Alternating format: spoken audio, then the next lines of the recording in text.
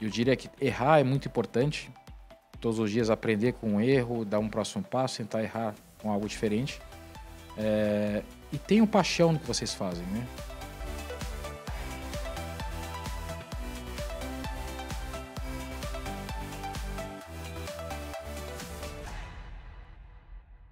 Momento muito feliz aqui no estúdio da Net Globe, onde nós paramos tudo para receber pessoas aqui na nossa casa e principalmente colecionar grandes histórias. Histórias de vida, histórias vividas de profissionais que têm, né, dentro dos seus valores, esse cuidado de poder compartilhar um pouquinho da sua história a fim de impactar a vida das pessoas.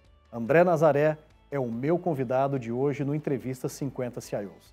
Nazaré, super feliz de te receber aqui na minha casa, na nossa casa. Meu muito obrigado. Imagina, na tua felicidade é toda minha. Uma honra aqui estar nesse dia hoje. Eu tinha marcado um pouco mais cedo esse ano, aí tive um probleminha e tal, mas muito feliz de estar aqui inteiro, completo, fazendo parte disso. Para mim, vou fechar a semana super bem. Novas estratégias, mais inovação, tecnologia e muita qualidade. A unidade Agência Digital NetGlobe Cybersecurity desenvolve conteúdos de treinamento e conscientização em cibersegurança, além de pentest e proteção contra phishing e outras ameaças virtuais. Independentemente da área, nossa missão é sempre conectar as pessoas através da tecnologia e transformar experiências.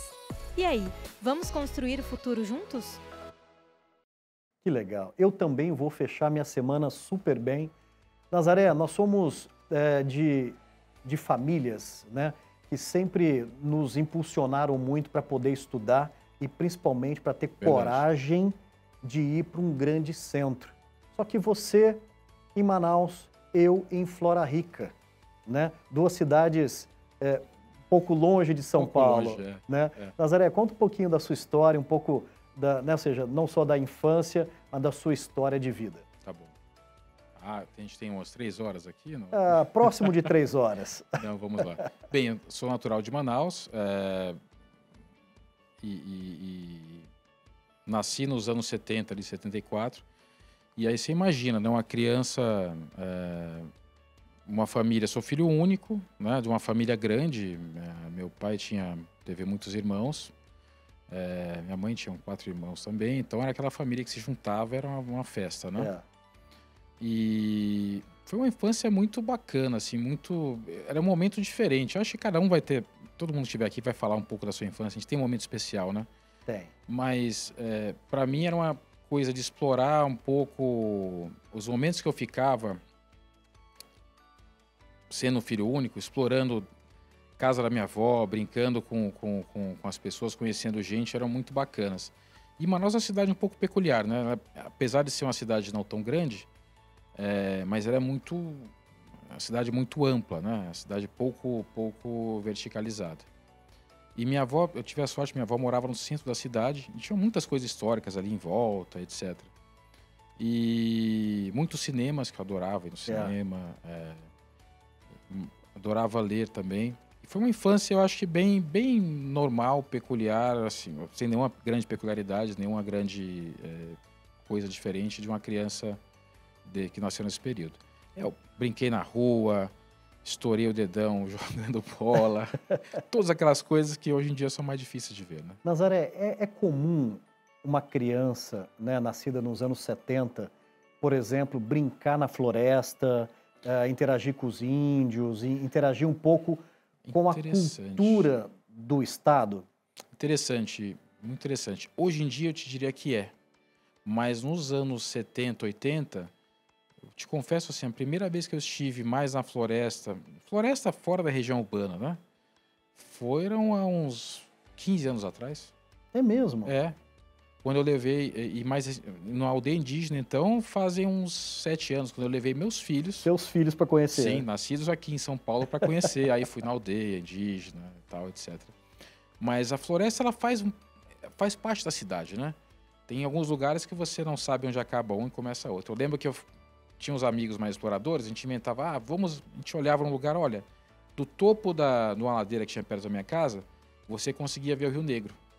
E óbvio, tinha uma mar de floresta. Um dia a gente se meteu a vamos chegar no Rio Negro aqui, vamos por onde?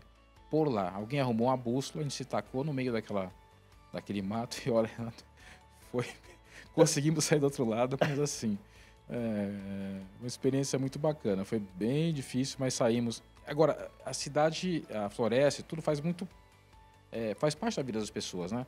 Por exemplo, você ter sapo, cobra, é normal. Então, não existia na minha geração aquele desejo de vou conhecer a floresta amazônica. Não, eu vivo na floresta amazônica.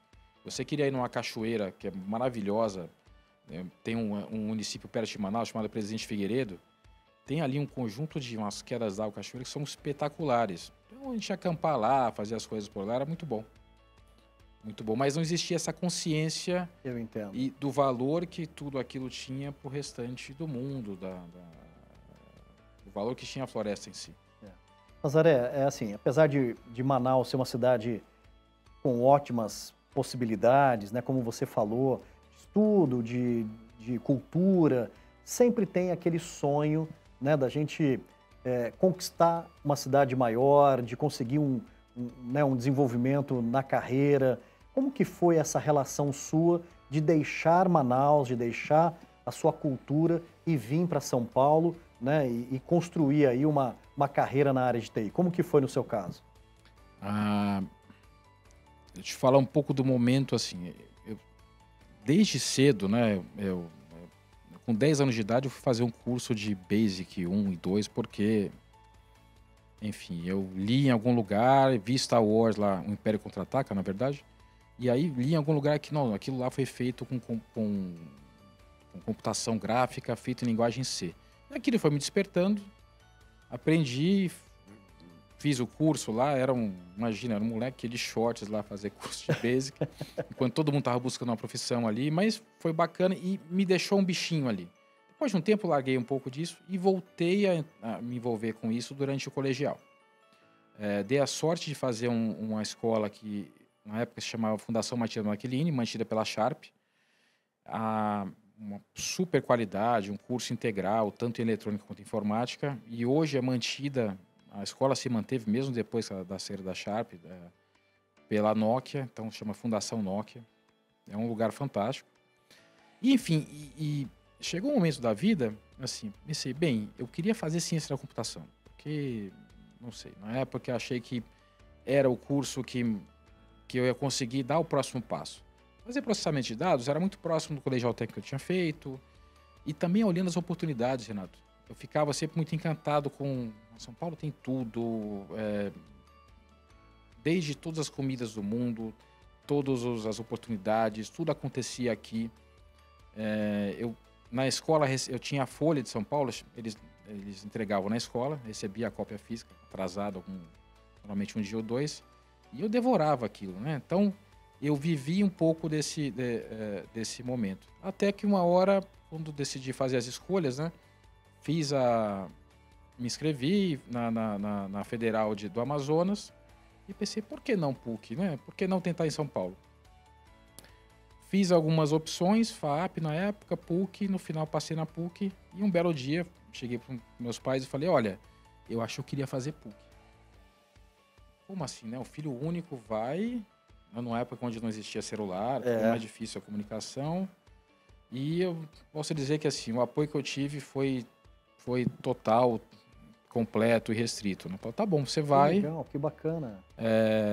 Na época eu trabalhava um pouco, tinha um dinheirinho ali, falei, não, venda meu carrinho que eu tinha, vou e quero ver como são as coisas. No pior dos casos, se tudo mais der errado, eu volto, tinha trancado minha matrícula lá, que eu nem cheguei a cursar na Federal do Amazonas e tudo bem. E foi uma decisão muito visceral, sabe? Eu acho que ao longo desses anos isso foi crescendo dentro de mim até o momento que eu estava no avião e pensei, nossa, eu tô indo mesmo. Agora não tem volta. Tá? Mas foi um sucesso, não me arrependo de nada, pelo contrário. Aqui eu conheci novos amigos, fiz novas famílias, fiz a minha família que eu tenho hoje. E é um prazer estar aqui hoje. Um prazer. Que legal. Ou seja, de uma inquietude, de uma coragem, São Paulo, que naquela época, nós somos da mesma geração, Sim. colocava um certo medo, né? Sim. Cidade perigosa, puta, cidade muito grande, porra, não é fácil ter carro. E aí entra na PUC, faz o ciclo PUC e aí chega aquele momento de estágio, momento de começar a trabalhar, pagar suas próprias contas. Como que foi isso, Nazaré? Eu comecei a trabalhar um pouquinho antes, né? Eu acho que no terceiro ano, mais ou menos, eu já tinha arrumado eu tive muita sorte também, né? Acredito muito nisso, acho que Deus me impôs uns caminhos que foram muito importantes na minha vida. Fazia algumas coisas já, como eu tinha um colegial técnico, tinha um conhecimento, fiz um bico ou outro, antes de ter um primeiro emprego mais sério, mais formal. E para mim uma grande virada foi quando eu fui trabalhar no Banco Nacional. Banco Nacional. Olha a idade, né? Enfim, era um projeto maravilhoso. Eles precisavam de uma pessoa que tivesse uma cabeça. A sorte que eu dei, assim, a gestora na época, a Heloísa, me disse: eu preciso de alguém que não tenha vícios. Então, como assim? Não, eu tenho uma cabeça boa, seja uma pessoa que tem uma cabeça analítica, conheça um pouco do que é plataforma gráfica, né? E o objetivo lá era montar uma plataforma única de sistemas de front-end para o banco. Que existiam dezenas, enfim.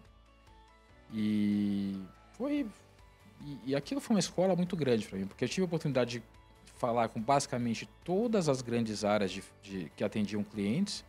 Então, minha missão nessa época era desenhar uma interface gráfica para o gerente da conta conseguir ter uma visão única do cliente. Conseguir saber o que ele tem de seguros, as oportunidades de negócio alimentadas por DBM. Tive que aprender o que era DBM. Os investimentos, que eu tinha investido, se eu tinha dinheiro em conta parado. Então, o nosso objetivo era entregar para o gerente, quando você aparecesse na agência para pedir alguma coisa, ele colocasse seu nome ali, buscasse você, ele não olhasse só para sua conta, ou para o investimento, ou para aquele seguro. Ele tivesse uma visão global sua. Isso me permitiu praticamente falar com todas as áreas. Então, trabalhei muito a gente ficava ali em Alphaville, ia muito para o Rio de Janeiro na época, que as áreas de negócio do banco, a maior parte estava lá. E foi uma escola tremenda, assim. Confesso que eu tive muita sorte. E esse foi o primeiro de muitos, né? Mas acho que o primeiro que marcou e também, assim, eu senti uma responsabilidade muito grande, porque, nossa, mas por que eu, né? Por que vocês estão confiando para desenhar a interface que vai ser usada pelos gerentes do Brasil inteiro e eu vou fazer a proposta? Não, porque a gente confia em você, você está fazendo as coisas direito aqui. E eu me cobro muito, então acho que isso de uma forma ou outra transparece para as pessoas. Que bacana. Ô Nazaré, só lembrando, né, o início de tudo, ou seja, linguagens e recursos rudimentares, isso foi o quê? Final dos anos 90? Foi 95. 95.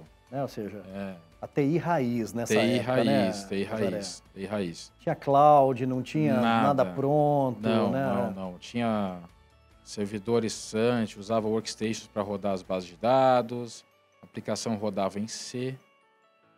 A parte gráfica, na época a gente teve uma facilidade, usava-se Power Builder para fazer prototipação. Mas são coisas ancestrais, né? Acho que de tudo isso que a gente falou, C sobrevive para coisas mais de nicho, mas era uma TI bastante raiz, sim. Raiz, né? Ô, Nazaré, e você falou do Banco Nacional, e o Banco Nacional, nessa época, né, só lembrando, né, era um banco extremamente famoso. Sim. E patrocinava somente o Ayrton Senna. Né? E a gente queria ter aquele bonezinho do Nacional, né? Assim, de qualquer jeito, né? Era o banco do momento, né, Nazaré? Sim.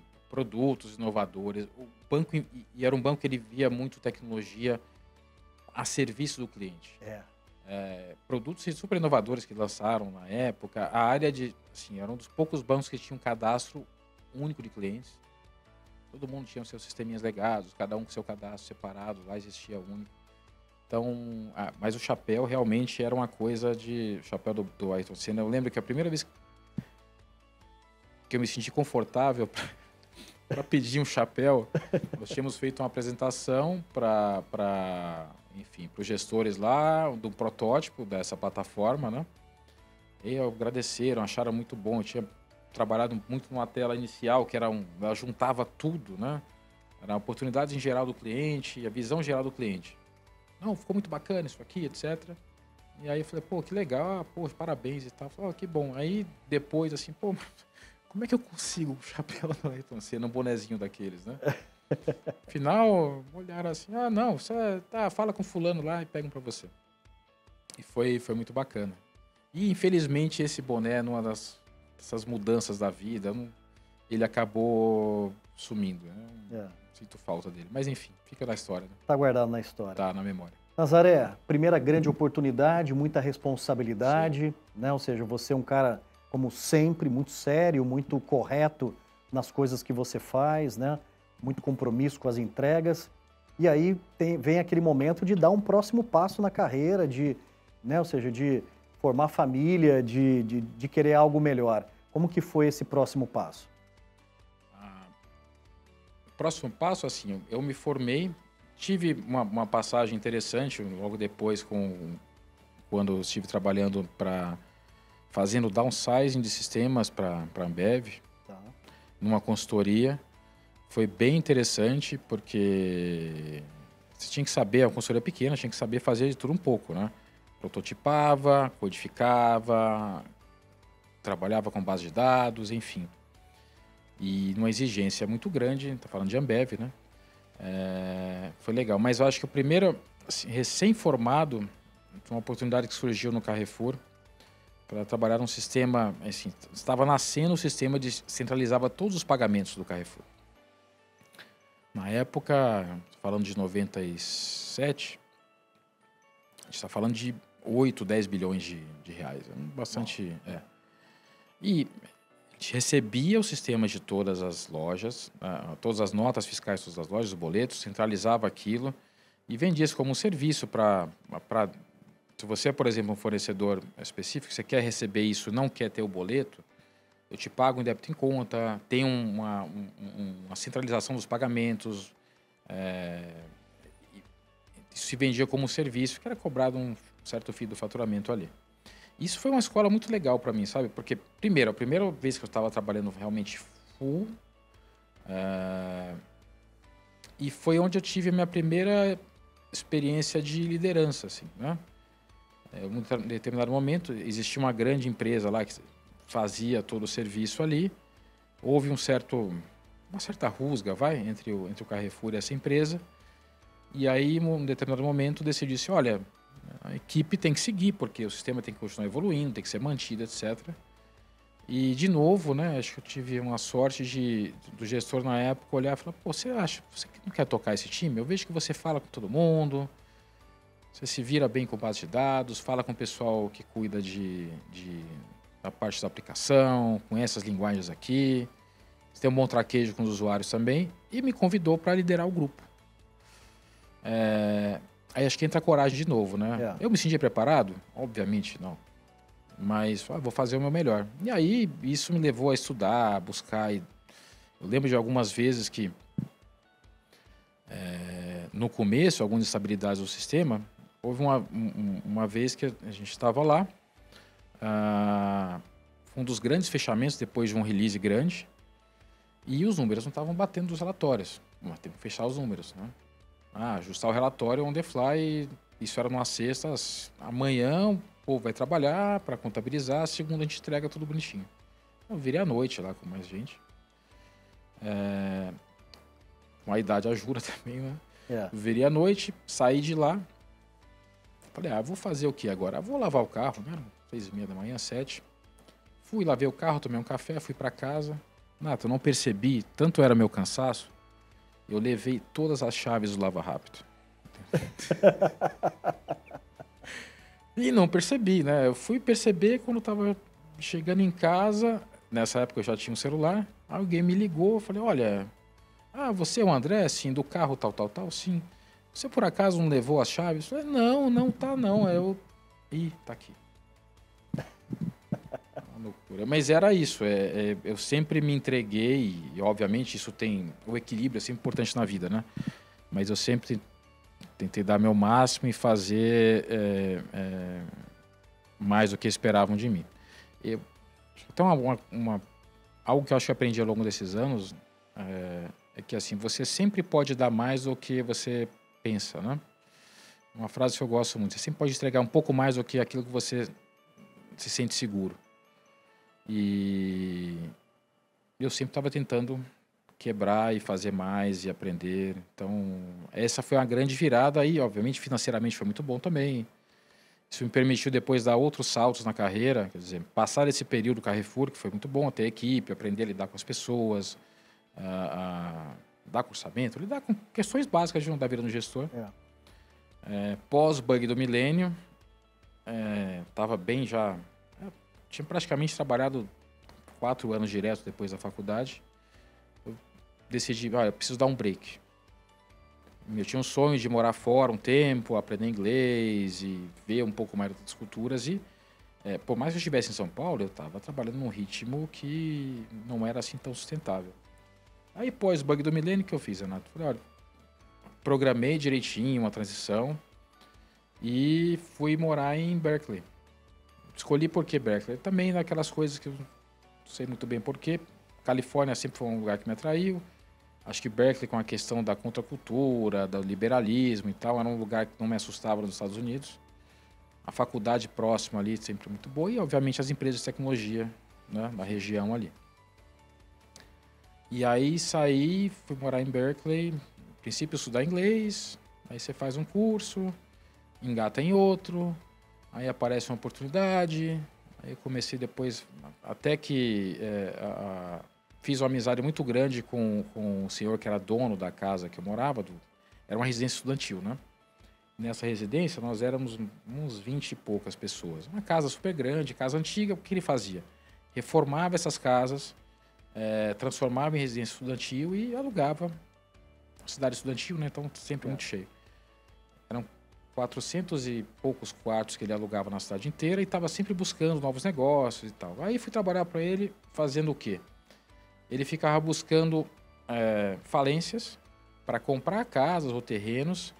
Tinha uma equipe que ele entrava, reformava aqueles terrenos, fazia tudo isso, transformava em residência estudantil ou uma residência mais simples e alugava aquilo.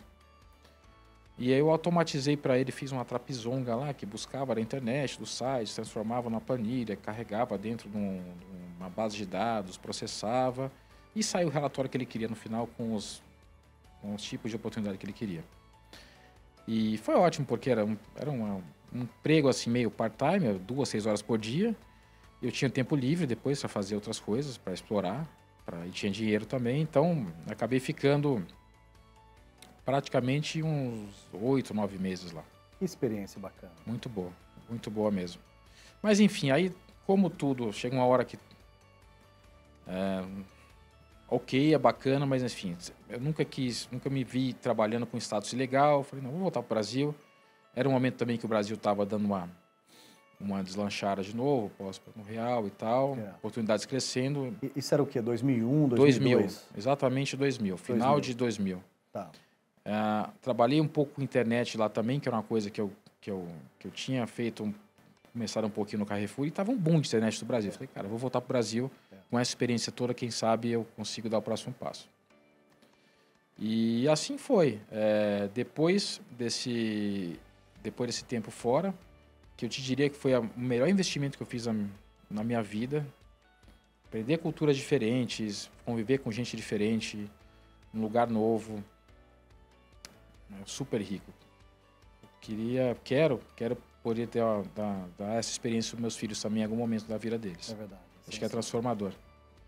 Voltou dos Estados Unidos, internet bombando, e aí momento de consagrar na carreira e fincar o pé em boas oportunidades. Sim. É isso, Nazaré? É isso, exatamente isso. Eu fiquei um período, voltei para cá, você liga para os amigos, né? E aí, o que tem por aí e tal? Pareceu uma oportunidade muito interessante no Santander, na época, numa consultoria também. E existia um projeto para unificar todos os sites. Era uma época que o Santander tinha comprado o Banespa, o Meridional, e todos os sites eram separados, nós tínhamos que unificar. E me disseram assim, olha, você tem uma equipe de 20 pessoas. Eu falei, nossa, 20 pessoas? Mas precisa? Não, são 20 pessoas, são um pouco inexperientes, mas eu acho que você tem uma uma paciência grande, é um cara mais que gosta de lidar com as pessoas, e eu acho que é a sua cara. Eu falei, tá bom, topo. E eu cheguei, foi... A primeira surpresa, assim, era uma equipe de 20 estagiários. Mas você sabe que foi uma experiência, assim, de novo, né? Você pode ver o copo meio cheio ou meio vazio. Foi muito bom, porque eu te diria que, assim, talvez tenha passado alguma coisa para eles, mas eu tenho certeza que eu aprendi muito mais. Porque era uma geração já diferente da minha, que eles tinham já um convívio, um contato maior com a internet, uma facilidade de aprendizado muito grande, tudo que você falava para ele, 2, 3 coisas, eles iam procurar no site. Isso já é um momento Google, né? Que onde existia o Google e as pessoas procuravam e tinham facilidade de acessar as coisas. E era muito bacana, eu fiquei um pouco tempo com eles, mas fizemos o trabalho, foi ótimo. E me permitiu dar o próximo passo, que foi... Tive uma oferta da DirecTV na época, porque a DirecTV tinha sido... Enfim, tinha uma parceria com a Abril no Brasil. Os controladores recompraram a parte da Abril da empresa e estavam fazendo um relançamento da companhia. E precisava de um website transacional, precisava de alguém que falasse um inglês e conseguisse falar com o time que ficava em Fort Lauderdale. E eu encaixei nas duas coisas, né? Tinha um amigo na época que também estava concorrendo e falei, e aí? Falei, cara, qualquer um de nós aqui, eles estão bem. No final, esse inglês fez a diferença no final. Para que eu conseguisse ficar na vaga. E foi ótimo. Acho que o momento realmente que deslancha essa segunda fase da carreira. Porque começamos fazendo o site local, depois, temos que fazer o site transacional. Não existia forma de fazer o sistema do site, conversar com o legado. E, de novo, acho que eu tive uma sorte grande de conseguir juntar um grupo de pessoas que tinha um pouco desse mesmo incômodo que eu tinha, de vontade de fazer diferente, de buscar coisas novas. E aí, na época, nós conseguimos montar uma tecnologia que estava em beta ainda, da Microsoft. E esse .NET aqui? Será que é melhor do que fazer com ASP, né, que tinha as limitações e tal? Vamos montar um website transacional com .NET beta. O beta é o que tem, vamos fazer em beta e ver se performa melhor do que o antigo. Resultado deu super certo. Esse website acabou se tornando depois uma visão do vice-presidente que tinha na época do Luiz Lobo, de transformar essa experiência que a gente tinha dado para o cliente de fácil, né, de conseguir resolver seus problemas, na experiência que o atendente tinha na frente dele. Porque o atendente usava um sistema legado super antigo, difícil de treinar, todo em inglês, telinha caractere, isso mesmo em 2000. E nós montamos um website como plataforma de atendimento para os clientes internos. E ainda em .NET, um dos primeiros grandes projetos em .NET aqui no Brasil, recebemos um prêmio da Microsoft, foi super bacana e virou a base de um modelo diferente. Porque o que acontece aí? Como é que eu ponho de uma forma... Eu diria assim, nós éramos uma TI, até esse momento, na DirecTV, muito tradicional. Por quê? Dependíamos do sistema da matriz. O sistema da matriz é um sistema que ele tinha que funcionar para 11 países. Você entrava no backlog lá, quero pedir uma alteração de um campo específico com o endereço do Brasil. Temos que ver, vamos priorizar com a Argentina, com o Chile, com a Colômbia. E ele nunca estava adaptado ao nosso negócio diretamente. Então, quando isso não acontece, você tem que fazer o quê? Colocar processo em cima, fica mais difícil, mais complexo. Nesse momento, acho que o grande chance ali, a grande sacada foi perceber que por que eu não posso fazer uma coisa... eu não quero comprar uma camisa PMOG, eu quero ir no alfaiate fazer uma camisa exatamente tailor-made, que seja confortável, que me permita fazer o que eu preciso, que não... que seja fácil de usar, de manter. Nós montamos essa primeira plataforma chamada iCare. Foi um super sucesso, melhoramos muitos indicadores da companhia de atendimento, de satisfação. A partir daí, a empresa começa todo ano, no ano seguinte, inclusive, ganhar o prêmio de melhor atendimento. E isso se replicou para praticamente tudo. Sistema de atendimento no campo, também no mesmo conceito. Sistemas para B2B, no mesmo conceito. E foi uma época muito, muito bacana da vida. Tanto que, ao final desse primeiro período com o DirecTV, nós tivemos que juntar... DirecTV e Sky se juntam, né, no Brasil. a marca final fica DirecTV, fica Sky, minto. Por uma questão prática, eram muito mais clientes Sky do que DirecTV, mas todo esse modelo de gestão, sistemas e tal, permanece esse modelo da DirecTV, que era um modelo realmente tailor-made, eficiente, simples de manter e fácil do que nós tínhamos montado lá atrás. Legal. É bacana esse nosso diálogo, né, Nazaré? Porque, assim, isso é algo que permeou a sua vida, né? Ou seja, uma dedicação tremenda. E se nós olharmos na prática, isso foi habilitando grandes transformações que hoje em dia, poxa, a gente tem, né, multicanais de atendimento, você pode ser atendido hoje por IA, pode ser por bot, por isso, por aquilo, mas tudo foi, né, um degrau por degrau, né? Sim, é uma fundação que foi criada, né? Isso. Nessa época, essa grande fundação, além de ter o atendimento, foram esses serviços, web services, não existia ainda microserviços, então, SOA, nada disso, mas esses web services permitiram que nós fôssemos criando, plugando outros sistemas nessa mesma plataforma comum. Que afinal, o que nós fizemos? Nós não trocamos o sistema da empresa toda. Quer dizer, o billing continuou lá, o contábil continuou lá fazendo, rodando em back-end, mas o que nós tínhamos era uma experiência do usuário adequada 100% ao que a companhia precisava. Nazaré, aí você se encontra nesse desafio, né? Aí passam 20 anos, né? Você se encontra, tem ali uma identificação muito forte com um propósito, com um valor, e aí você se consolida, né, como um grande gestor que você é. Eu conheço as pessoas que já passaram com você, que estão trabalhando com você, e hoje as pessoas, assim, poxa, assim, te adoram, né, como líder, pela pessoa que você é, humano, aquele paizão, mas ao mesmo tempo, né, ou seja, que cobra resultado, que não aceita qualquer entrega, né, e aí você consolida uma carreira bonita, né, cheia de grandes possibilidades e experiência ali. E eu acho que eu sou um privilegiado, Renato, porque ao longo dessas passagens que eu tive, na primeira DirecTV, normalmente eu gosto de ficar um tempo maior do que seria o normal das companhias, né? Nessa fase agora que eu estou na Sky, Vrio, enfim, eu estou há 14 anos, mas se eu te confessar que nesses 14 anos eu não passei mais do que 2 anos fazendo a mesma coisa. A mesma coisa. Já houveram transformação de todo o sistema de billing, redesenho de arquitetura, armar todo o modelo e provisionar de pré-pago da companhia, transformação da infraestrutura em nuvem, transformação digital.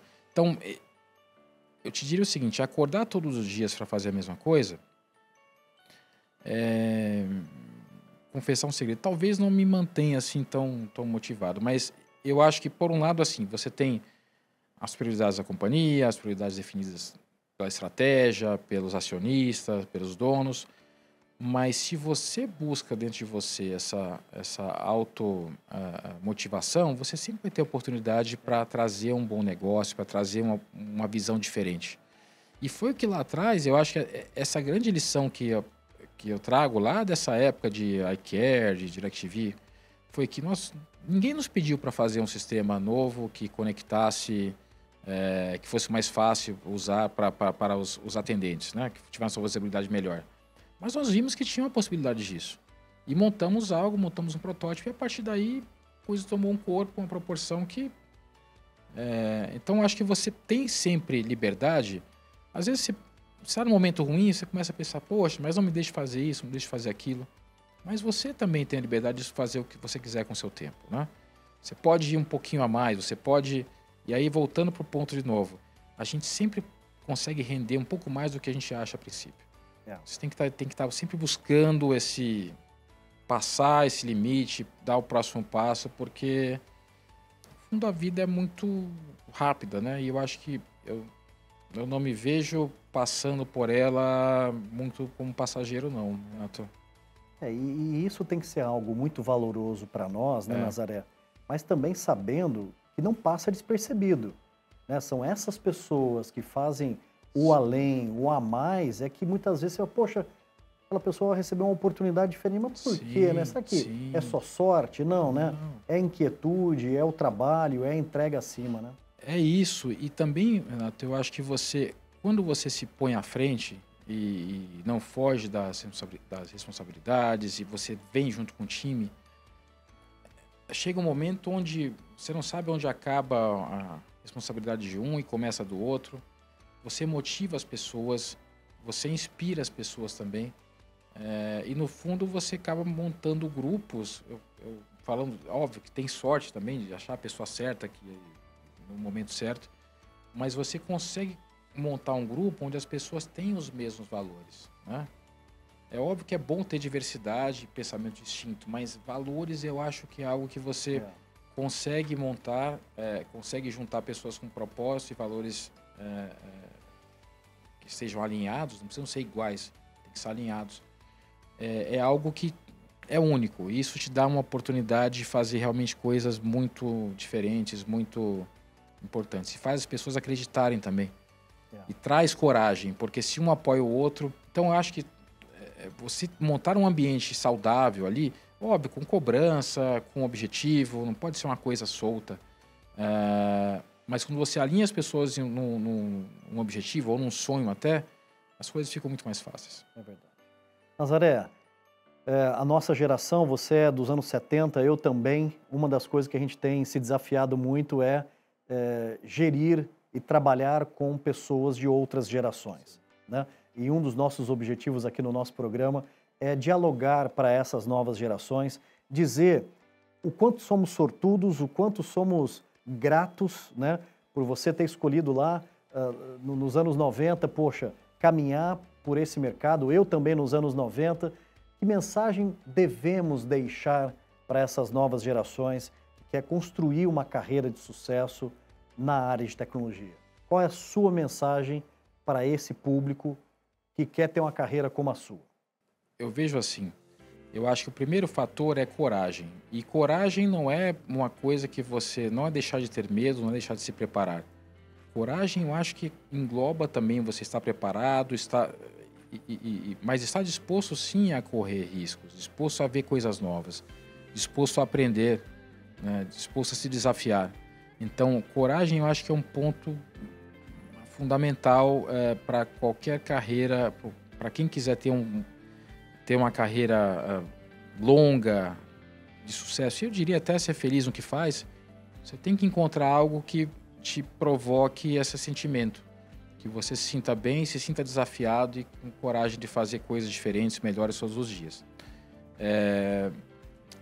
Eu vou te dizer que é muito difícil quando você tem, às vezes, 18 anos, tentar saber para onde vai. Minhas opções, eu acho que nunca falamos sobre isso, mas a minha primeira opção era computação, mas minha segunda foi psicologia. E é um assunto que eu gosto até hoje, né? Eu diria que eu estudei menos do que eu gostaria, mas quem sabe, né? No futuro próximo eu consigo investir um pouco mais nisso. Mas uma vez que você escolha um caminho, entre de coração, entre inteiro. Eu acho que você estar presente, estar inteiro também faz toda a diferença. Eu não estou dizendo aqui que necessariamente você tenha que deixar de conviver com as pessoas que você gosta, deixar de ter hobbies. Eu acho que você tem sim que equilibrar a sua vida, mas é muito difícil quando você tem que passar 8, 10 horas do seu dia fazendo algo que você não gosta, que você não se sente desafiado. Então, eu acho que minha provocação aqui para essas gerações que estão vindo aqui, que estão agora, a gente que está escolhendo aqui ou está entrando na área de tecnologia, primeiro, não tenham medo. Ninguém nasceu sabendo. Talvez hoje eu tenha mais experiência muito mais pelos erros que eu cometi do que pelos acertos. E eu diria que errar é muito importante. Todos os dias aprender com um erro, dar um próximo passo, tentar errar com algo diferente. E tenham paixão no que vocês fazem, né? Eu acho que buscar essa paixão, essa inspiração é algo fundamental. Não vejo ninguém que não seja apaixonado, ou que goste muito do que faz, numa posição de um nível mais alto ou mesmo com a vida mais bem resolvida. ponto de vista de carreira, que não tenha paixão pelo que faz, que não gosta do que faz, que não sinta prazer em muitas vezes você conseguir influenciar alguém, fazer coach uma pessoa, conhecer uma realidade diferente, conhecer um cliente novo, conhecer um produto novo. E no mundo de tecnologia, a gente olha muito para a tecnologia em si, mas no fundo, eu acho que as pessoas fazem, eu vou falar um chavão aqui, um senso comum total, mas as pessoas fazem muita diferença. E não no sentido de, eu tenho um colaborador aqui ou ali, mas você realmente ouvir com atenção as pessoas, tentar montar um ecossistema de parceiros que estejam aliados com você, que estejam com os mesmos objetivos. Isso faz diferença, porque no começo da carreira você vai mais ou menos solo. Isso dura pouco tempo. Sempre vai fazer parte de um grupo. Alguém vai te apoiar. Tem que buscar, às vezes, entender quantas vezes eu recorri a amigos que estavam até fora em outras companhias para tirar dúvidas, pedir opiniões. Então, essa rede de apoio é muito importante. E eu acho que talvez hoje isso, pela forma como a sociedade em si tem mudado, não existe essa interação de uma forma tão natural, tão fácil, né? Eu vejo as pessoas com um pouco de vergonha de compartilhar, de pedir informações, de falar que, olha, isso aqui eu estou indeciso com uma coisa ou outra. Então, cerque de uma rede de pessoas que possam te ajudar e cresçam juntos.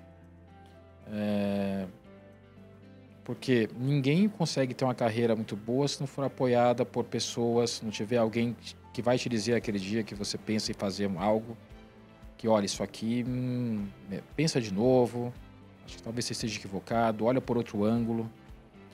Então, essa rede de apoio é super importante. Então, ter gente que te ajude também, que tem os mesmos valores de novo, talvez objetivos alinhados, é o que faz diferença. É o que faz diferença para mim até hoje. Conseguir ter montado equipes e pessoas e construído relações com amigos ao longo da carreira profissional. É verdade. Eu acho que você tocou num ponto super importante. Criar uma rede de pessoas que são capazes de te ajudar, de você ajudá-las e que te possam promover, né, as próximas etapas da sua vida. Nazaré, você já tem a maturidade, a rodagem suficiente, né, para entender isso que nós estamos conversando. Sim. E a gente tem um capítulo muito bonito aqui no Entrevista 50 CIOs, que é destacar essas pessoas, né, ou agradecer essas pessoas que são fundamentais, né, para a sua trajetória de vida. Né? Eu acho que a fase que nós estamos vivendo é uma fase de menos ego, zero de vaidade e muito olhando, né, tudo que foi construído.